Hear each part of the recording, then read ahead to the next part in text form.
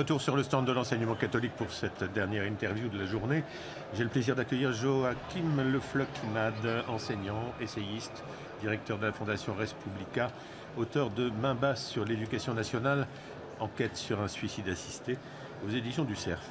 L'introduction de votre livre, monsieur Le Floch-Imad, ressemble à la vision d'un cataclysme, à la différence près qu'un cataclysme peut se produire en quelques secondes, alors que ce que vous décrivez est à vous lire le résultat de longues années de mal-faire, de laisser-faire, de démission et d'idées fausses, et d'une administration qui, en fait, et je vous cite, aurait usurpé le pouvoir, l'aurait capté pour se l'approprier. Est-ce qu'elle est la cause génératrice du problème, cette administration est-elle la responsable de tous les maux ? Absolument pas. Je n'ai pas écrit un ouvrage contre l'administration. Je pense qu'on a besoin de fonctionnaires compétents et loyaux. Et je pense que les problèmes de l'école en France sont beaucoup plus profonds que ça et qu'ils tiennent d'abord à la responsabilité du politique.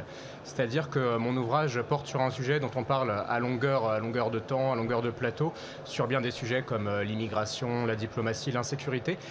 Thème qui est l'impuissance du politique, impuissance qui selon moi est consentie et fabriquée, en particulier dans l'éducation nationale où vous avez des ministres qui défilent à un rythme extrêmement rapide, vous l'avez vu, 8 en 3 ans, des ministres pour l'essentiel sans vision, sans expertise particulière et sans capacité à fixer un cap dans la durée, à entraîner avec eux un écosystème, à entraîner avec eux une machine et donc une grande difficulté à en réformer qui en découle.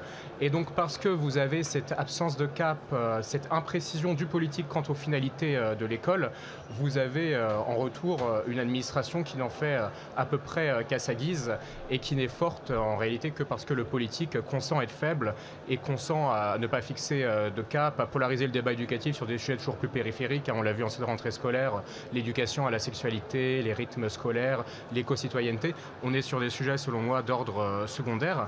Et donc d'un côté la faiblesse du politique et de l'autre l'administration qui très souvent édulcore, voire refuse de mettre en œuvre les réformes, défie l'autorité du ministre. Je donne beaucoup d'exemples dans mon ouvrage, tant des désobéissances dans l'administration centrale que du côté des juges et du côté des syndicats.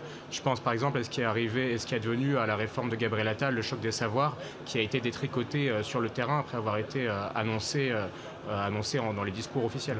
C'est le fait néanmoins que l'administration ne change pas, elle, par rapport effectivement au défilé des responsables politiques, c'est le fait qu'elle ne change pas qui lui donne ou qui pourrait lui donner l'impression d'être plus légitime ? Exactement, l'administration sait qu'elle a pour elle d'une part la connaissance du terrain, ce que bien souvent le politique n'a pas, et d'autre part elle a le long terme pour elle, elle a le temps pour elle, là où le temps du politique est bien souvent le temps de la communication, celui du court terme. Et donc oui, vous avez des personnes au poste stratégique du ministère qui sont là dans la durée, qui sont inamovibles, peu importe le verdict des urnes, qui baignent dans une sorte d'entre-soi sociologique comme idéologique, indépendamment de l'orientation politico-idéologique du ministre. En fait, on l'a vu ces dernières années, vous avez, que vous ayez Jean-Michel Blanquer ou Pap Ndiaye comme ministre de l'Éducation nationale, vous avez les mêmes personnes qui restent au même poste. Je donne dans mon ouvrage l'exemple de Jean-Marc Huard, par exemple, qui a été DGESCO sous Jean-Michel Blanquer et qui ensuite a été directeur de cabinet de Pap Ndiaye. Mais on pourrait solliciter plein d'autres exemples. Je pense à cette directrice dans la région Auvergne-Rhône-Alpes, Anne Bizani-Faure, qui a connu 9 ministres différents depuis 2016. D'où le fameux dicton qui en découle chez une partie des hauts fonctionnaires, nous sommes les meubles et vous, les politiciens, vous êtes la poussière. Et je pense que c'est un problème, non seulement un problème pour l'école, puisqu'il n'y a pas de capacité du politique à fixer un cap dans la durée, mais c'est aussi un problème d'ordre démocratique, puisque les Français ont le sentiment que peu importe pour qui ils votent au cours des élections, ce sont toujours les mêmes politiques publiques qui sont défendues in fine. Mais vous l'avez évoqué à l'instant, est-ce que le problème insoluble n'est pas le choc permanent entre ceux qui demandent du temps et une politique qui est instable ? Oui. Qui demande du temps, c'est une politique de l'éducation. Oui, mais c'est la faute du politique si les ministres ne restent pas suffisamment dans la durée. Encore une fois, parce qu'on ne sait pas quelle finalité on assigne à l'école. On ne sait pas vers quels objectifs on veut tendre, on ne sait pas quelle vision de l'homme on veut promouvoir in fine. Vous avez bien vu ce qui s'est passé au cours des 8 dernières années sous Emmanuel Macron. On a eu une valse des ministres, une valse des orientations idéologiques au sein du ministère. Donc il est évidemment impossible de redresser une école extrêmement mal en point en tout domaine quand vous vous projetez dans un temps aussi bref, aussi court. Donc on ne dira jamais assez, et c'est ce que j'ai voulu montrer dans mon ouvrage, que le ministère de l'Éducation nationale est le ministère du temps long par excellence. Mais il est vrai qu'on a eu depuis ces derniers mois, dernières années, un nombre effectivement abusif de ministres. Néanmoins, je veux dire, on peut tout de même pas accuser notre système démocratique de ne produire que de l'incapacité. Je veux dire, on ne peut pas accuser l'alternance démocratique d'être à l'origine de l'absence d'une politique de l'éducation nationale. Non, mais je ne pense pas qu'il faille poser le problème ainsi. Je donne cet exemple de la valse des ministres sous Emmanuel Macron, puisqu'il me paraît extrêmement frappant. Mais en réalité, ce que je décris dans l'ouvrage, à savoir l'impuissance du politique en matière éducative, ça dure depuis 40-50 ans. Même le général de Gaulle décrivait ce ministère comme irréformable. Donc j'ai voulu montrer, dans Main basse sur l'éducation nationale, qu'à technostructure constante, les choix qui pourraient permettre à l'avenir le redressement de l'école, tant en matière de niveau scolaire qu'en matière de retour de l'autorité, qu'en matière d'amélioration du bien-être des personnels éducatifs, j'ai voulu montrer que ces choix politiques ne pouvaient pas être faits à technostructure constante et qu'il y avait une nécessité de réformer en profondeur le système. Je donne un certain nombre de pistes quant à ce que pourrait être une méthode de gouvernement pour un ministre digne de ce nom. Et je pense que parmi ces pistes, il y a tout d'abord une sorte de spoil system à la française, avec des rotations stratégiques à tous les postes clés du ministère, pour qu'on n'ait pas toujours les mêmes au même poste, peu importe le verdict des urnes. Par exemple, je pense qu'il faudrait changer tous les directeurs d'administration, changer le secrétariat général, changer toutes les personnes au poste clé. En fait, les recteurs, par exemple. Je donnais cet exemple tout à l'heure de cette directrice qui a connu 9 ministres depuis 2016. Par ailleurs, il faut qu'on en revienne à ce qui est inscrit dans le Code de la fonction publique, qui est le devoir de neutralité et le devoir de loyauté qui est censé incomber à l'ensemble des fonctionnaires, syndicalistes compris. Et enfin, j'ai voulu montrer qu'il faudrait aussi un dégraissage dans la technostructure administrative. Je ne suis évidemment pas pour privatiser l'éducation nationale. En revanche, je constate que 20% de la dépense du ministère va aujourd'hui à des personnels non enseignants, des personnels administratifs et techniques. Je constate qu'on a beaucoup d'emplois semi-effectifs en administration centrale et je constate qu'il y a tout un tas de comités Théodule dont les missions ne sont pas bien comprises. Et je pense que tout ça implique un sérieux dégraissage, ne serait-ce que pour prévenir des résistances et pour redonner des moyens au terrain, par exemple aux professeurs, à l'amélioration des locaux, aux primaires où on a un retard très net par rapport aux autres pays de l'OCDE. Cette situation que vous décrivez à l'instant, et vous le dites dans votre livre, le ministère de l'Éducation nationale est le plus mal géré, le plus dépensier et le plus soumis au diktat du gratuit de tous. Ça date de quand, ça ? Ça date de plusieurs décennies. Je pense que c'est un laisser-faire global. Puis il n'y a pas un responsable en particulier parmi les ministres qui se sont succédés dans ce ministère. En fait, on parle souvent du manque de moyens au sein de l'éducation nationale. Je pense évidemment, oui, que la dépense publique d'éducation au pourcentage du PIB, elle a plutôt eu tendance à baisser ces dernières années, contrairement à ce qu'on croit. Et on ne rappellera jamais assez que le budget du ministère, il inclut à 25-30% à peu près celui des retraites. Donc oui, il peut y avoir un problème de manque de moyens qui se pose. Néanmoins, au problème de manque de moyens s'ajoute le problème de la mauvaise allocation des moyens. C'est ce que je disais à l'instant quand j'évoquais le fait que 20% de la dépense allait à des personnels administratifs et techniques. C'est le double de nos voisins européens, en particulier l'Espagne, qui est à 10% à peu près. Il y a tout un tas de dépenses, de gabegies qu'on finance avec l'argent du contribuable et qui, selon moi, ne permettent en rien le redressement éducatif de la France. Par exemple, je pense aux 500 millions d'euros qu'Emmanuel Macron a mis dans le Conseil national de la refondation de l'école. Je pense aux 500 millions d'euros qu'on a été capable de mettre pour un logiciel de gestion RH qui n'a jamais vu le jour. Je pense à toutes ces subventions à des associations parfois très militantes, très idéologisées, à qui on donne 130 millions d'euros cette année, si vous vous référez au budget. Et à l'inverse, on n'est pas capable, alors même qu'on entretient une bureaucratie toujours plus pléthorique, de mettre des moyens, là on en a besoin, de mettre des moyens pour financer des vraies priorités d'intérêt général, qu'on n'est plus capable d'identifier. Qu'est-ce que vous appelez le syndrome de Pénélope ? Le syndrome de Pénélope, ça renvoie au problème de l'instabilité politique et au fait que chaque ministre de l'Éducation nationale veut sa réforme et a tendance à commencer par détricoter tout ce que son prédécesseur a fait. J'évoquais tout à l'heure le choc des savoirs de Gabriel Attal. Qu'en reste-t-il aujourd'hui ? Absolument rien. Les groupes de niveau au collège, ils n'ont pas été mis en œuvre par 44% des établissements. Les écoles normales du XXIe siècle qui avaient été promises n'ont jamais vu le jour. La labellisation des manuels scolaires n'est pas advenue. Et enfin, ses successeurs, Madame Borne en particulier, ont détricoté l'une des principales annonces du choc des savoirs, qui était le brevet couperet obligatoire pour passer au lycée. C'est un bel exemple du syndrome de Pénélope, mais on pourrait en prendre plein d'autres, je crois. Le portrait robot du ministre de l'Éducation idéal ou du moins mauvais, vous avez essayé de le faire. Le profil. Le moins mauvais. Du profil. Oui, le profil du ministre idéal ou le moins mauvais, oui, c'est ça. Il faudrait qu'il réponde à quelles conditions, si j'ose dire. Qu'il ait une vision claire de ce que doivent être les finalités de l'école, parce que c'est ça, selon moi, le principal mal qui ronge ce ministère depuis 50 ans. C'est qu'on a un ministère qui n'instruit plus mais qui co-construit, un ministère qui n'éduque plus mais qui rééduque. Je pense qu'il faut en revenir à des choses simples et remettre l'accent à nouveau sur la transmission des savoirs fondamentaux. C'est un drame, par exemple, qu'on ait perdu 700 heures de français en 50 ans en fin de cycle obligatoire. Après, il ne faut pas s'étonner du fait qu'en lecture, on soit 16e sur 19 dans l'Union européenne au classement Pearls. Donc je pense qu'un ministre idéal serait un ministre qui remettrait l'accent sur la mission d'instruction. D'ailleurs, jusqu'en 1932, on parlait du ministère de l'Instruction publique, on ne parlait pas de ministère de l'Éducation nationale. Par ailleurs, je pense qu'un ministre digne de ce nom prendrait des mesures pour remettre de l'autorité dans la machine et mieux protéger les professeurs face aux contestations d'enseignement, face aux menaces, face aux violences qui sont toujours plus grandes, et qu'enfin, il remettrait un peu d'humanité dans la machine, puisque seulement 4% des professeurs aujourd'hui se sentent valorisés par la société dans leur travail. C'est le pire chiffre de tout le C2. Donc il y a la nécessité de politique publique de rupture, et enfin il y a une nécessité de changement de méthode de gouvernement. C'est ce que je décrivais tout à l'heure. Le ministre dans l'Éducation nationale depuis des décennies, il s'est résolu bien souvent à n'être qu'un communicant, qu'un figurant parmi d'autres, un contre-pouvoir. Je pense qu'un bon ministre devrait se donner les moyens de reprendre la main sur la technostructure, bref, de reprendre le pouvoir. Faudrait qu'il ne soit pas politique alors. On peut avoir des ministres qui viennent du politique. Il faut qu'il ait les idées claires. En fait, depuis 50 ans, on a eu des ministres qui globalement ont tous échoué alors qu'ils avaient des profils extrêmement différents. Certains venaient du sérail, étaient extrêmement brillants. Xavier Darcos, Jean-Michel Blanquer, je partageais un certain nombre de leurs constats et j'ai pu me retrouver à plein de moments dans leur discours.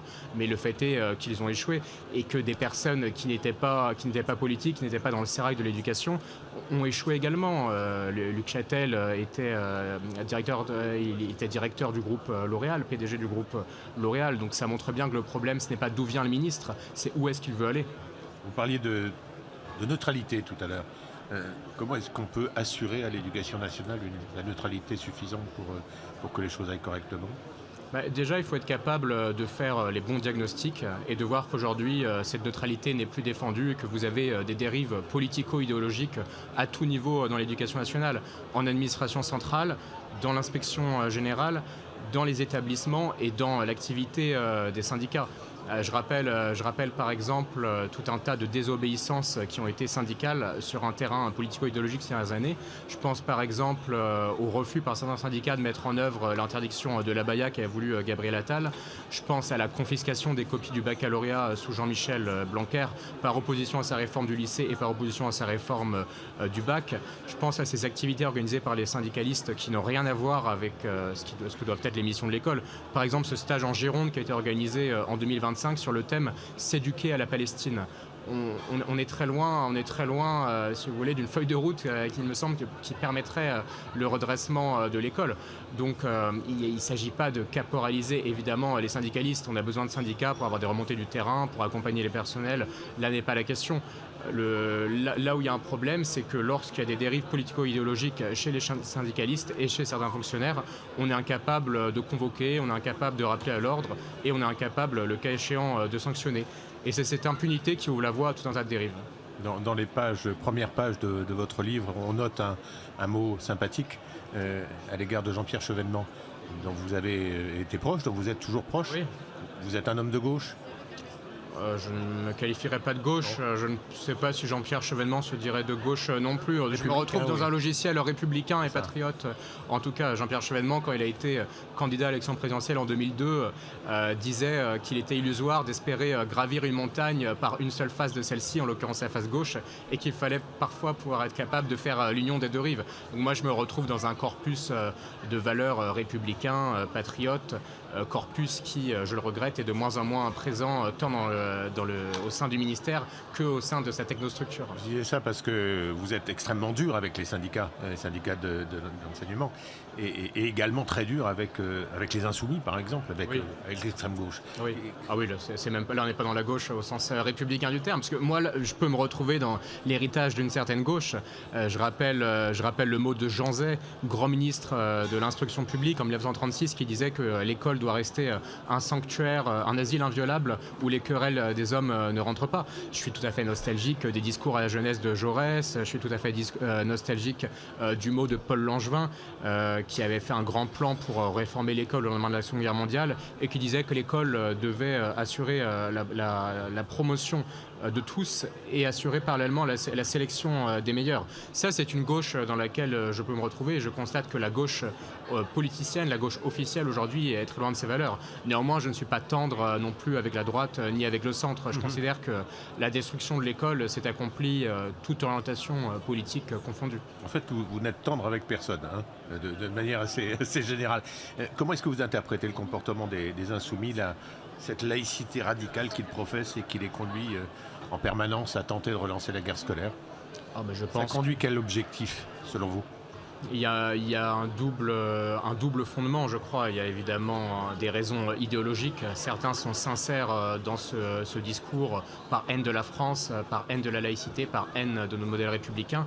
Et puis il y a un opportunisme électoraliste évident. Le fait que les insoumis considèrent qu'il leur a manqué 400 000 voix pour arriver au second tour de la présidentielle, et ils estiment que le principal réservoir de voix est à aller chercher du côté des quartiers, de ce qu'ils appellent les quartiers populaires, d'où une tendance à flatter certaines dérives communautaristes, à se mettre dans la roue des grands frères, de tout un tas d'entrepreneurs identitaires au discours très peu républicain et très obscurantiste. Et à cibler l'école catholique. Et à cibler l'école catholique comme si les maux qui rongent l'école française dans son ensemble étaient dus à l'enseignement catholique. Il y a une volonté d'en faire évidemment une sorte de bouc émissaire qui me paraît inacceptable. Je pense que les insoumis feraient bien d'ouvrir un manuel d'histoire et de se remémorer ce qu'ont été les guerres scolaires en France. Et il y a des choses, il y a des équilibres auxquels il ne faut toucher qu'avec une main tremblante, pour paraphraser Montesquieu. Vous estimez même qu'ils ont instrumentalisé Bétharame? Oui. Oui, bon, on l'a vu. Ça ne veut pas dire qu'il n'y a pas des dérives à combattre dans certains établissements, qu'il n'y ait pas des contrôles à améliorer, à augmenter. Néanmoins, on ne peut pas, sous prétexte qu'il existe une brebis galeuse dans un troupeau, considérer que l'ensemble du troupeau est malade. Est-ce que plus d'autonomie dans notre système résoudrait quelque chose ou pas? Je pense qu'il y a des domaines où on gagnerait à avoir plus d'autonomie, mais pas de l'autonomie forcément en matière de ressources humaines, mais de l'autonomie en matière pédagogique. Je pense en particulier à l'éducation prioritaire, qui est une gabegie absolue. C'est à peu près un élève sur 5 aujourd'hui, ce sont des budgets toujours plus significatifs. Et malgré ça, on constate que dans l'éducation prioritaire, on a 60% de jeunes gens qui ne maîtrisent pas la lecture fluide au collège. Je pense que dans ces établissements, on gagnerait à avoir des sortes de programmes ad hoc, une liberté pédagogique plus grande pour faire davantage de mathématiques et de français.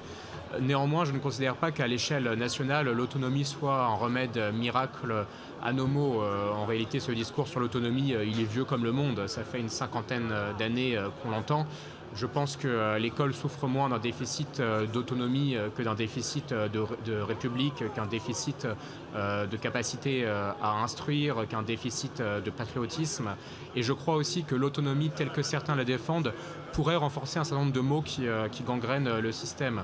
Je pense par exemple à l'immixtion de parents dans les contenus d'enseignement et à certaines intimidations, menaces toujours plus grandes à l'endroit des professeurs. Il y a autre chose que vous dénoncez, c'est les associations, ces associations qui ont porte ouverte dans l'école de la République. L'école sanctuaire, à vous écouter ou à vous lire, c'est un petit peu une fable.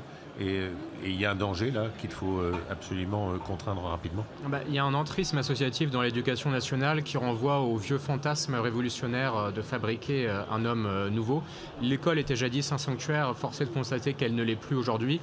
On donne 130 millions d'euros par an à des associations qui sont censées assurer une mission de service public, souvent intervenir en lien avec les programmes pour apporter un regard, une expertise extérieure. Sauf que force est de constater, et je ne mets pas toutes les associations évidemment dans le même sac, mais force est de constater qu'il y a certains abus une fois la porte de la salle de classe refermée et que certains en profitent pour faire du prosélytisme. J'ai mis dans mon livre tout un tas d'exemples d'associations qui se livrent à des actes militants. Je pense par exemple à ce que fait SOS Méditerranée avec les livrets de sensibilisation scolaire qu'elle distribue, où sont pourfendus la prétendue haine de l'autre des peuples européens et la notion même de frontière. Je pense également au militantisme d'une association comme la CIMAD, de l'Observatoire des inégalités, d'SOS Homophobie. Non pas que l'école n'ait pas à lutter contre l'homophobie, c'est évidemment un objectif louable, mais j'ai du mal à voir où est l'honnêteté intellectuelle lorsque la présidente de ces associations dit assumer, je cite, de tricher pour imposer les identités LGBTI dans sa classe. On est très loin de la lutte contre l'homophobie, il me semble. Et je pense qu'un ministre courageux, qu'un ministre cohérent, qu'un ministre digne de ce nom gagnerait à convoquer et à sanctionner lorsque des dérives de ce type adviennent. Il y a quelque chose qui fonctionne dans l'éducation nationale aujourd'hui ? Oui, il y a quand même, on ne le saluera jamais assez, les trésors de dévouement de la quasi-totalité des professeurs au quotidien qui tiennent sur leurs épaules un système malade parce qu'abandonné par le politique et qu'abandonné par le sommet du ministère. Mais évidemment, l'essentiel des fonctionnaires reste des gens républicains, de bonne volonté, soucieux de faire progresser leurs élèves. Et forcé de constater qu'on est incapable de les accompagner. Et je pense, quant à moi, qu'il faut tout remettre à plat, être capable de tenir un discours de vérité à l'égard de ce qui ne va pas, mais aussi saluer ce qui peut fonctionner. Et je pense que les fonctionnaires de l'éducation nationale et les professeurs gagneraient à avoir un ministre qui les respecte, un ministre qui les comprend, et j'ose le mot, un ministre qui les aime, ce dont nous sommes très loin depuis bien des années, il me semble. Est-ce que les Français sont prêts à ça ? Un pays qui s'occupe de suspendre une réforme des retraites et qui laisse son système éducatif, ou de santé d'ailleurs, faire du surplace, voire dégringoler, ça a quel nom ? C'est un pays qui est en cours de suicide. Oui, c'est le terme que j'ai employé dans le sous-titre de mon livre, Enquête sur un suicide assisté. Mais ce suicide, il est assisté. La responsabilité, elle est d'abord du côté des politiques. Je pense que les Français, pour l'essentiel, sont lucides sur les maux qui gangrènent l'école. Je pense que les Français voient le naufrage en cours et qu'ils essayent pour leurs enfants de trouver des espaces qui résistent au désastre. D'où d'ailleurs le succès que connaissent certains établissements et même le privé hors contrat, qui n'est selon moi pas le remède à tout, mais je constate que de plus en plus de Français font ce choix et que c'est un choix qui est aussi respectable. Tout ça est très intéressant, mais si vous étiez à la place du ministre ou du président, que feriez-vous ? C'est une phrase que vous citez, c'est un souvenir d'un ministre qui était confronté à Raymond Aron, exactement. Voilà. C'est le début d'un chapitre qui, me semble, s'intitule « Que faire ?» Que faire ? Le beau mot de Lénine. Que vous feriez ? L'occasion de citer Lénine. Et que feriez-vous ? Avec l'enseignement catholique. Et que feriez-vous ? En priorité, on ne va pas faire la liste. Que ferais-je en priorité ? Déjà, la priorité des priorités pour moi, c'est de faire en sorte que le ministre cesse des contre-pouvoirs et reprenne le pouvoir, reprenne la main sur la technostructure. C'est ce que je décrivais tout à l'heure à travers un programme, une méthode de gouvernement. Je ne vais pas revenir là-dessus. Et c'est le spoil system à la française, c'est le dégraissage de la technostructure et c'est le rappel du devoir de neutralité et du devoir de loyauté. Une fois que le ministre a repris la main, se pose enfin la question des politiques publiques à mettre en œuvre pour redresser l'école. Et je pense qu'il y a plusieurs grandes priorités, on ne va pas toutes les faire ici, mais il y a évidemment le recentrage de l'école sur sa mission d'instruction, le retour des fondamentaux au détriment de la vision par compétence qui a été promue par l'OCDE, qui est un désastre absolu, et au détriment de l'idéologie des sciences de l'éducation. Vous savez, les sciences de l'éducation qui ont émergé tout au long du XXe siècle. Pour paraphraser, c'était Roger Cousinet, le pionnier de l'éducation nouvelle, qui disait il faut que le professeur cesse d'enseigner pour que l'élève commence à apprendre. Je pense que cette vision a fait énormément de mal, qu'elle est encore aujourd'hui présente à tous les échelons du ministère et que l'heure est venue de nettoyer les écuries d'Augias. Je pense ensuite qu'il y a la nécessité de revaloriser nos professeurs, tant au niveau salarial que symbolique, de mieux les former, tant dans la formation initiale que continue. Et je fais tout un tas de propositions assez techniques dans l'ouvrage sur ce point. Je pense qu'il y a la nécessité d'un choc de l'autorité, évidemment, puisqu'on ne peut pas transmettre les savoirs lorsqu'on a un climat scolaire à ce point dégradé. Le troisième pire climat scolaire de tout l'OCDE selon l'étude PISA.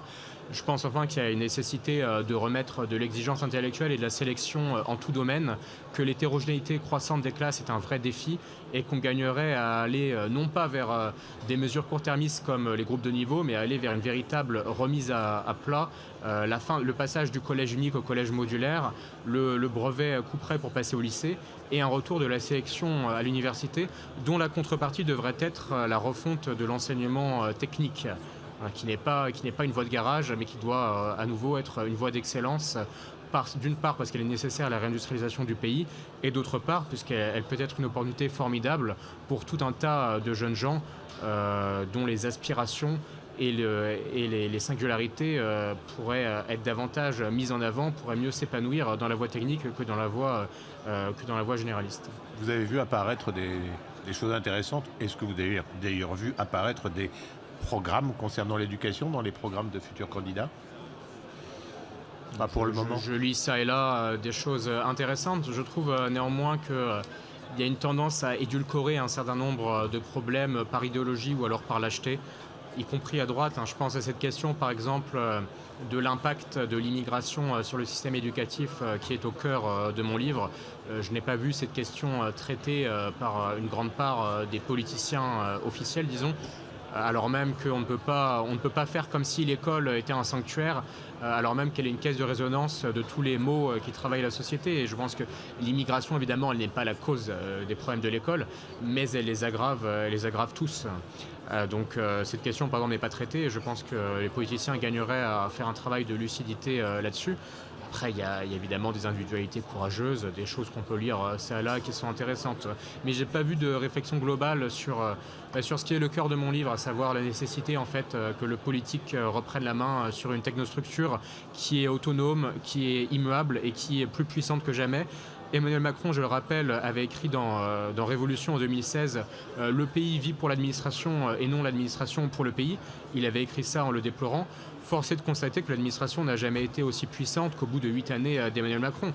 On a même nommé ministre de l'Éducation nationale Édouard Geoffray, qui est quand même l'un des visages par excellence de ce que j'appelle l'État dans l'État.